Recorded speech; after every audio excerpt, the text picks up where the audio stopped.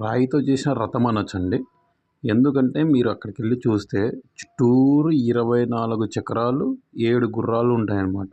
ఎవరిదో కాదండి ఈ టెంపుల్, మన సూర్య భగవాన్‌ది. ఇదే కోనార్క్ టెంపుల్ అన్నమాట. ఈ టెంపుల్ మధ్యలో నేను ముందు వీడియోలో చెప్పా కదా! మూల విరాట్ గాలిలో ఉంటాడని చెప్పేసి.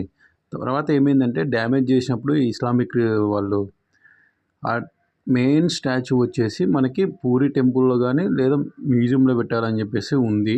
మరి అది ఎక్కడుంది ప్రెజెంట్ అని చెప్పేసి ఎవరికీ ఐడియా లేదు. మీకు ఎవరికైనా తెలిస్తే అది కామెంట్ చేయండి. మిగిలిన వాళ్ళకి కూడా ఉపయోగపడుతుంది వెళ్ళి చూడడానికి. ఇంకా వస్తే ఇక్కడ చక్రం ఉంటదన్నమాట లెఫ్ట్ సైడ్ ఒకటి. ఆ చక్రం ద్వారా మనకు టైం తెలుస్తది.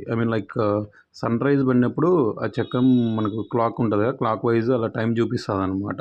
సీరియస్‌గా చాలా అద్భుతమైన కట్టడం అండి ఇదైతే మటుకు. తప్పకుండా పూరి వెళ్ళిన వాళ్ళు ఎవ్వరైనా గానీ ఈ టెంపుల్‌నైతే మిస్ అవ్వకండి.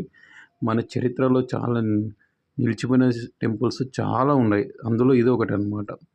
ఇక్కడికి వెళ్ళినవారు మీ ఎక్స్‌పీరియన్స్‌ను కామెంట్‌లో షేర్ చేయండి. మిగిలిన వాళ్ళకి ఉపయోగపడుతది. మరిన్ని వీడియోస్ కోసం లైక్ అండ్ సబ్స్క్రైబ్.